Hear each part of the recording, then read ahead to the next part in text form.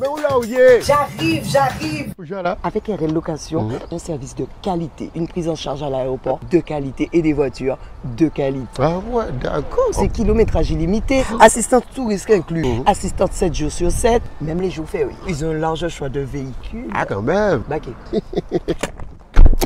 On nous croit. Avec RL Location, nous croyons tout partout.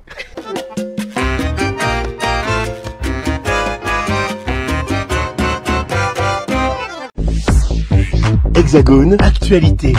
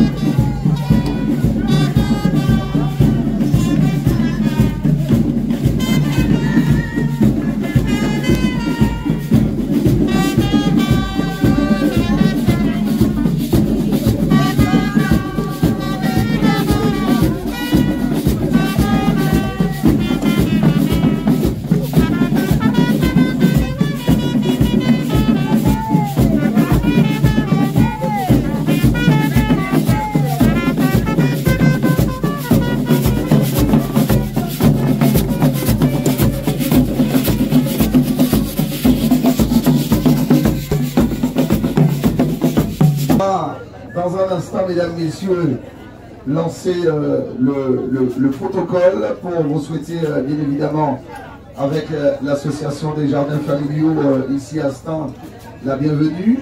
On va d'abord laisser la chorale qui a animé donc la messe du Père Gabriel s'installer, nous offrir un chant et juste après donc nous allons passer au protocole.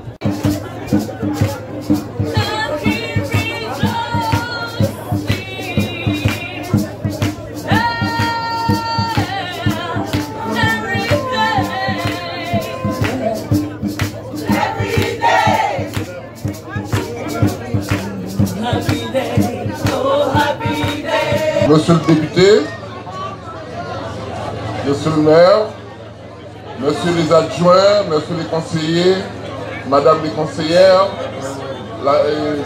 la responsable de la vie associative, l'adjoint à responsable Zaya, et accompagné de personnes âgées. D'accord. Alors, voilà. On est ici réunis, c'est quelque chose qui est inédit. On peut dire même presque à la demande de monsieur le maire, ça fait 2 ans qu'il nous avait conseillé d'être ici. Alors c'est chose faite. Mais il faut dire que c'était pas. Il fallait avoir beaucoup de réflexion avant d'arriver ici. Parce que vous savez, il fallait déplacer toute une organisation, il fallait associer la mairie avec nous. Et ensuite, il fallait prendre des prestataires extérieurs et ensuite mettre vraiment les jardiniers au diapason, on peut dire, pour qu'on puisse accepter d'être ici. Alors, c'est chose faite. Alors, ce que je dis, le temps, ça n'a pas tout à fait nous sourire, mais j'espère que ça va se calmer au début de l'après-midi.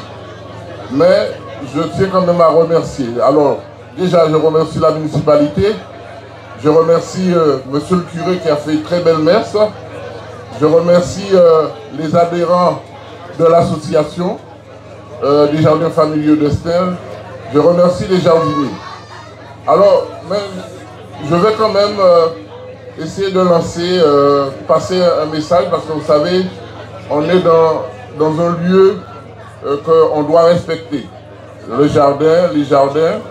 Le jardin a été amélioré depuis en 2021, je crois. On a fini les travaux.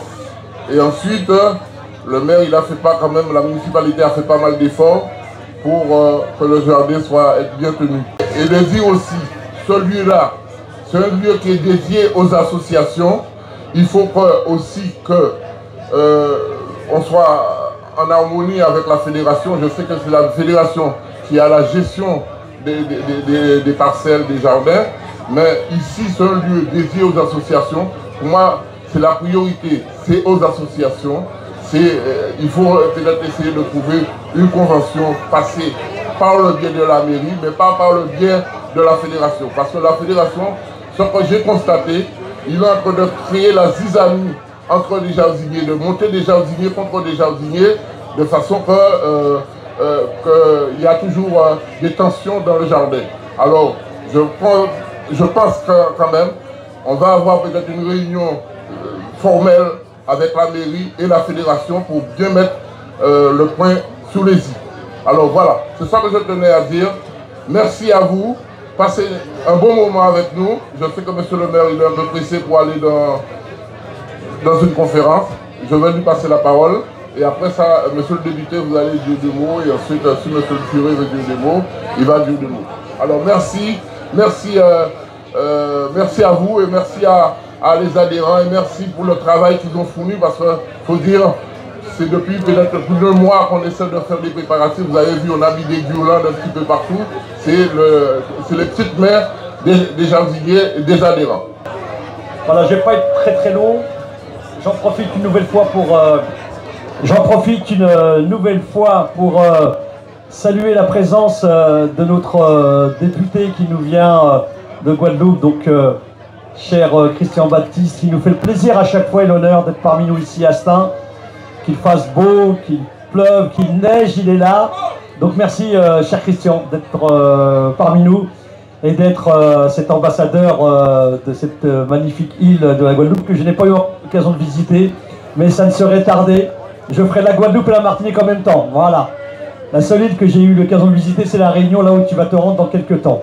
Donc merci cher Christian d'être parmi nous, chez toi ici à Stains. Merci notre cher président Jacques et toute son équipe. Et je voudrais vraiment dire un petit mot très rapide par rapport à Jacques et à son équipe. Et je sais que c'est partagé par l'ensemble des élus ici présents. Nous avons de la chance d'avoir un président d'une association extrêmement dynamique, extrêmement importante sur la ville, qui œuvre pour la préservation, pour le fait d'entretenir et de maintenir nos jardins familiaux qui sont très très nombreux sur la ville. Et c'est un choix de l'équipe municipale dans le projet d'action municipale que de requalifier l'ensemble des jardins familiaux. Nous avons déjà démarré justement cet espace magnifique et c'est très bien, ça a été une très bonne idée justement de délocaliser la traditionnelle fête de la Saint-Jacques ici, alors qu'en règle générale vous l'organisez au chalet, et donc cet espace était justement conçu pour organiser ce type d'événement, la guinguette avec les seniors, ce que la municipalité organise maintenant depuis quelques années. Et donc voilà, c'est déjà pour l'édition 2025, même si nous partageons un temps pluvieux, c'est déjà franchement une très belle réussite. Et nous le devons en tous les cas à l'engagement de son président et de l'ensemble de son équipe. Et ça mérite un tonnerre d'applaudissements parce qu'ils sont bénévoles, ils ne comptent pas leurs heures, ils ne comptent pas leur énergie pour mener à bien ce travail. Et je sais que cette mission n'est pas du tout simple, mais la municipalité est là pour les accompagner, avec la fédération qui est là aussi pour les accompagner. Je voudrais également dire l'importance du travail que vous menez, vous, chers jardinières et jardiniers. Ça a été rappelé tout à l'heure par Jacques, donc je ne serai pas plus long. Nous avons souhaité, en partenariat avec l'association, avec la fédération, avec Pleine Commune, renforcer justement les sujets de propreté, les sujets de déchets, etc. Donc nous aurons maintenant d'ores et déjà, avec la police municipale, des interventions régulières pour justement faire en sorte qu'il n'y ait pas de dégradation. Parfois, elles viennent de la part des jardinières et des jardiniers, comme l'a expliqué Jacques, mais parfois ça vient des gens qui n'ont rien à voir avec les jardins familiaux. Donc on sera très très vigilant avec un agent de la collectivité qui mènera ce travail en lien avec la police municipale et l'ensemble des partenaires. C'est toujours un grand plaisir, évidemment, d'être ici à Stains. Et je voudrais vraiment te féliciter toute l'équipe, déjà par l'aménagement que nous avons pu voir, même si nous avons été un peu dans la gadoue. Mais c'est pour que demain les choses soient encore plus radieuses. En tout cas, ce sera un bel aménagement. Mais surtout, j'ai remarqué que tu donnes une grande importance aux associations. Très grande importance d'ailleurs, j'ai eu l'occasion d'être reçu par Mike dans un studio. Je sais que la ville de Stein mis à disposition, donc Télé-Antilles est basée à Stein, il faut le savoir. Voilà, et ce grâce à monsieur le maire, voilà, je tenais aussi à le dire. Ah mais voilà, c'est encore mieux que c'est toi qui le dis. Ouais. Et c'est exactement ce que je voulais dire. Et pour une association, évidemment cette association, car les associations, évidemment, c'est l'économie sociale et solidaire. C'est l'homme est au centre, l'humain est au centre de toute activité. C'est pas l'argent, c'est pas le capital, et ce n'est pas l'histoire de l'homme. Et je crois que l'avenir même de notre économie, c'est l'économie sociale et solidaire. C'est faire en sorte que nous puissions, les collectivités, que les institutions publiques mettent en place des moyens pour permettre aux associations de se développer, mais permettre aussi aux membres de s'épanouir. Et je crois que c'est vraiment ce que nous vivons aujourd'hui. D'ailleurs, l'exemple il est criant. C'est vrai que l'an dernier, nous étions au jardin. Aujourd'hui, nous sommes dans un espace qui est autrement organisé. Cela prouve déjà que humainement, nous sommes dans de meilleures dispositions. Donc, je voudrais vraiment vous féliciter pour ce travail que vous menez. Et évidemment, féliciter l'association des jardins familiaux de tenir cette tradition qui, je rappelle, est aussi une tradition qui permet de créer encore plus de liens sociaux entre nous et entre toutes les communautés. En tout cas, bravo, bravo à vous et bonne fête. Merci beaucoup.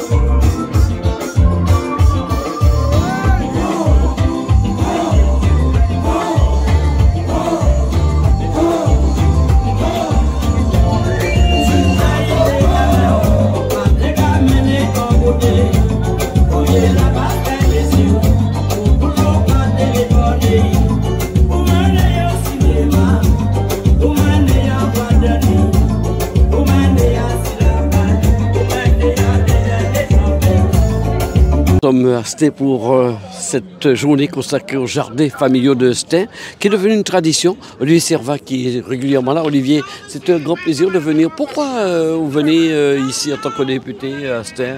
Eh bien parce que j'y ai été invité chaleureusement par le président Ambrosio, par aussi mon ami Harry Jeanne. Et c'est vrai que c'est un plaisir, c'est la deuxième fois que je viens. La dernière fois, il y avait moins de monde. Cette année, il y a quasiment 2 fois plus de monde. Et quel plaisir de voir la fête de la Saint-Fiacre, la fête des jardiniers. Et le jardinage, c'est la terre, c'est l'énergie, c'est la nature, c'est la vie.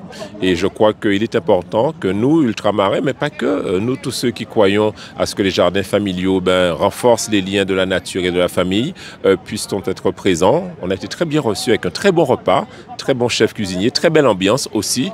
Et c'était l'occasion pour moi de rappeler un message important en tant que député, une fierté. Je ne suis pas donc peu fier d'avoir pu, après 2 ans où j'ai fait passer un amendement sur l'article 55, vous savez, c'est ce retour des forces vives au pays pour ceux des ultramarins qui sont partis de leur territoire pour étudier en Hexagone et qui sont revenus, qui veulent revenir en Outre-mer. Eh bien, on a la possibilité maintenant d'avoir un accompagnement, prise en charge totale du billet, plus prise en charge des frais de déménagement. Donc vous voyez, c'est un argument supplémentaire pour tous ceux et toutes celles qui veulent venir chez eux, revenir chez eux pour enrichir le pays de tout ce qu'ils ont appris ailleurs. Eh bien, c'est une satisfaction pour moi et je l'ai dit là. Et je remercie encore le président Ambrosio et ses équipes de ce chaleureux accueil. Je rappelle, sans chauvinisme, que Jacques Ambrosio est de Grand-Fond-Sainte-Anne, là où même est mon grand-père et ma mère. Alors, c'est vrai que ces parcelles de terre sont données gratuitement. J'ai rencontré beaucoup d'Antillais qui cultivent des tomates et toutes sortes de légumes. Ça peut paraître par rapport à la Guadeloupe d'une manière incroyable. Et en fait, ces personnes cultivent pour leurs besoins personnels ici. Il faut cultiver son jardin, comme disait l'autre, ce grand auteur français. Et je rappelle que pouvoir se nourrir, c'est une chance parce que l'on sait ce que l'on a planté, on sait ce qu'on n'a pas mis comme produits pesticides dans les récoltes que nous avons. Et puis, dans cette période de pouvoir d'achat un peu en berne, il n'est jamais mauvais de pouvoir s'auto-nourrir. Avec un mouvement politique très dynamique en ce moment sur l'Hexagone, Olivier Servat, on a nommé Sébastien Lecornu, qui était un ancien ministre des Outre-mer. Alors, une réaction? Bon, Sébastien Lecornu connaît les Outre-mer. Il a été ministre des Outre-mer. Son directeur de cabinet, Philippe Gustin, était préfet de Guadeloupe, directeur de cabinet aux Outre-mer. Donc on ne peut pas dire qu'ils ne connaissent pas les Outre-mer. Maintenant, connaître les Outre-mer, c'est une chose. Prendre en compte réellement, sincèrement et avec une volonté de faire évoluer les territoires sur le pouvoir d'achat, sur l'insécurité, sur la reconnaissance des ultramarins comme étant une force pour la France, c'est autre chose. Nous attendons et nous sommes extrêmement attentifs. Nous savons que nous pourrons, nous, je suis porte-parole du groupe Lyotte, il y a les socialistes et il y a nous, le groupe Lyotte, qui pouvons participer, le cas échéant, s'il y a de vraies mesures dans l'intérêt des populations, à pouvoir apaiser ce Parlement beaucoup trop bouleversé et trouver, pourquoi pas, une majorité de travail dans l'intérêt des Français et des Guadeloupéens.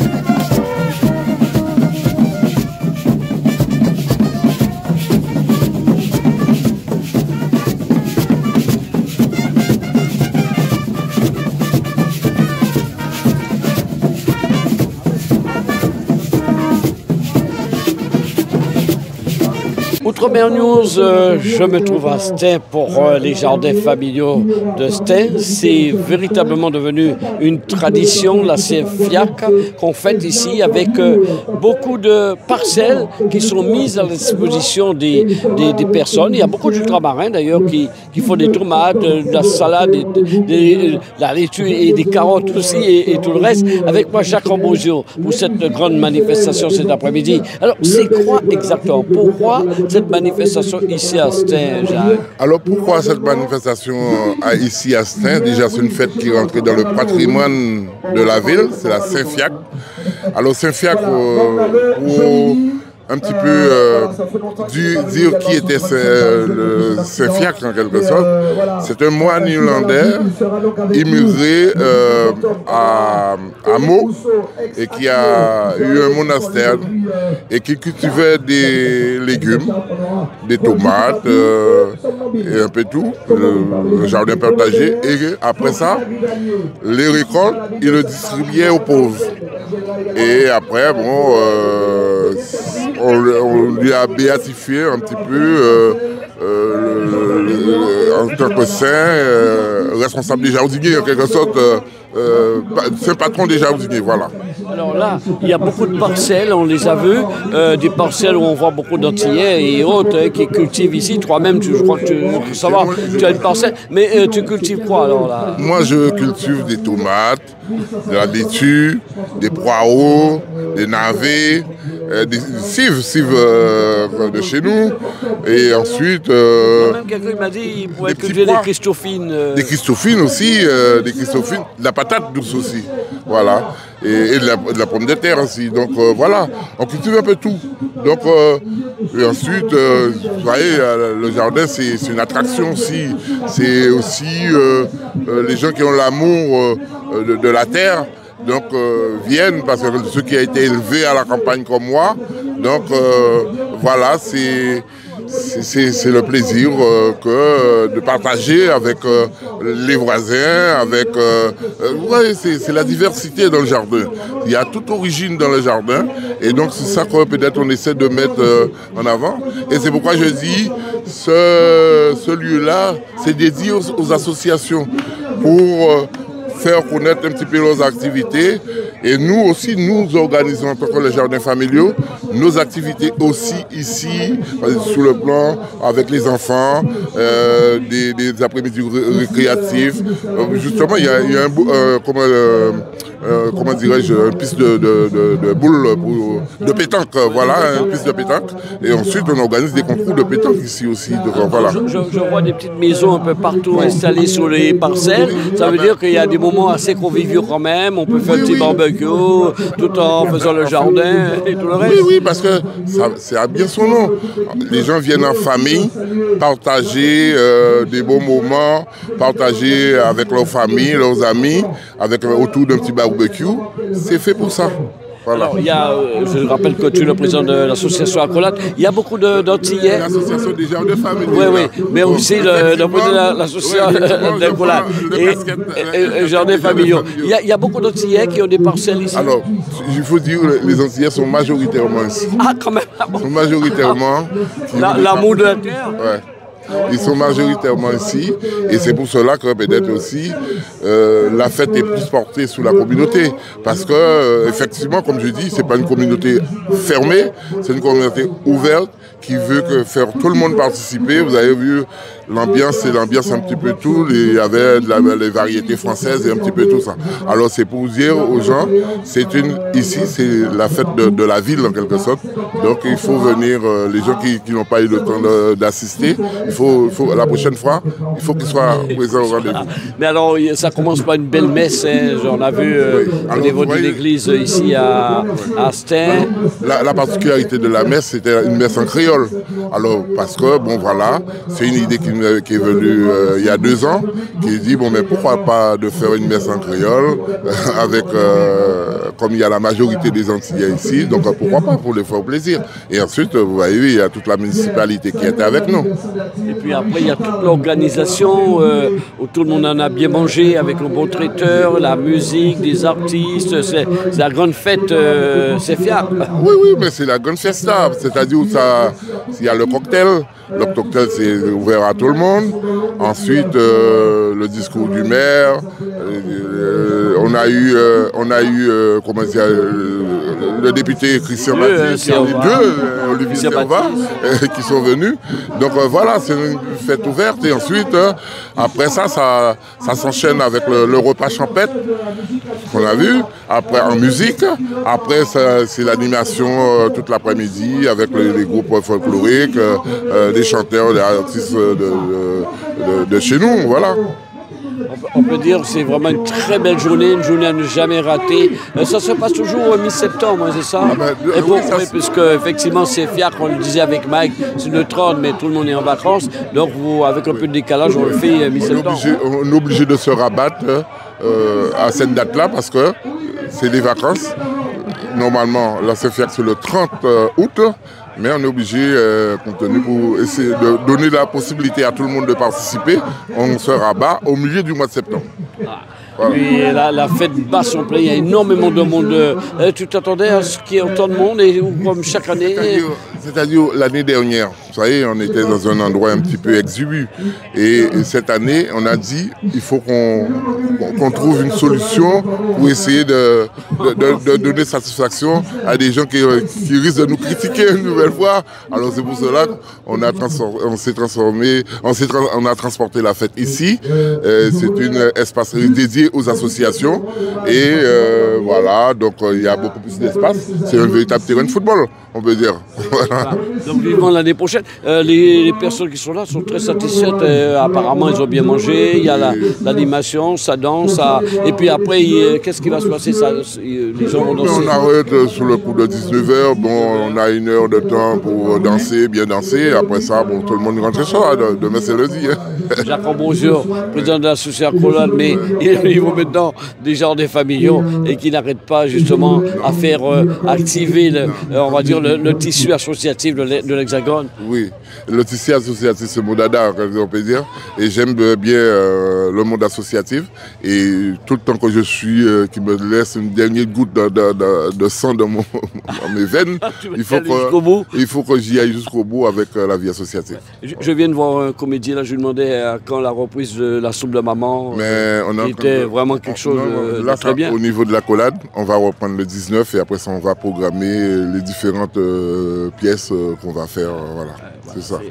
Alors, moi, je tenais quand même à remercier Outre-mer News, Maurice, toi et Claudine. Donc, il faut dire que vous êtes toujours avec moi. Et ensuite, dans toutes les activités que j'organise, vous serez le bienvenu, vous serez mon invité. Et voilà, il n'y a pas de gêne. Vous êtes en famille ici. Outremernews.fr, le site de l'actualité Outre-mer, 24 heures sur 24 et 7 jours sur 7. Retrouvez la chaîne Outremer News sur YouTube.